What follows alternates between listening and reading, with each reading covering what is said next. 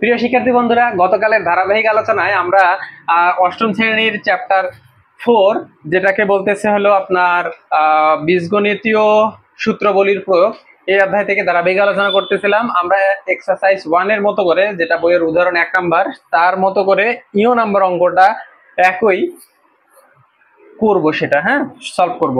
তাহলে এটা হলো একটা দ্বিপদী রাশি, এর প্রথম পদটা হলো x3, দ্বিতীয় পদটা হলো xy।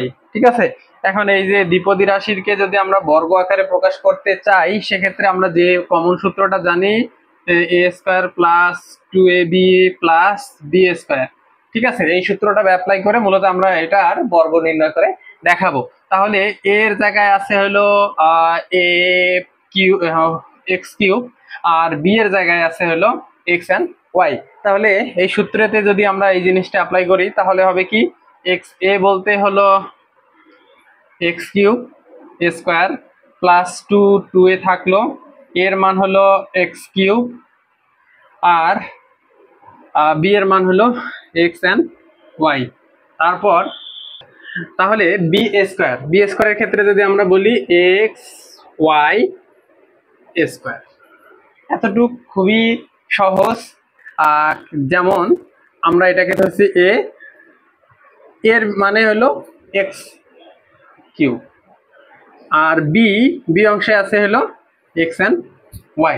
ঠিক আছে, আর b² এর ক্ষেত্রে কি করছি, b মানে হলো xy তার উপর a²।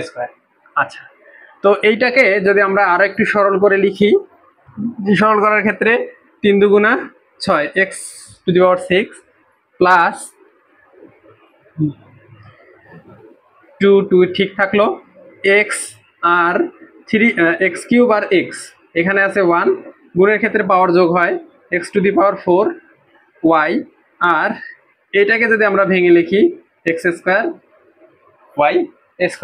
তো এটি হলো আমাদের দ্বিপদী রাশি, যেটা হলো x³ + xy এর বর্গ। ধন্যবাদ।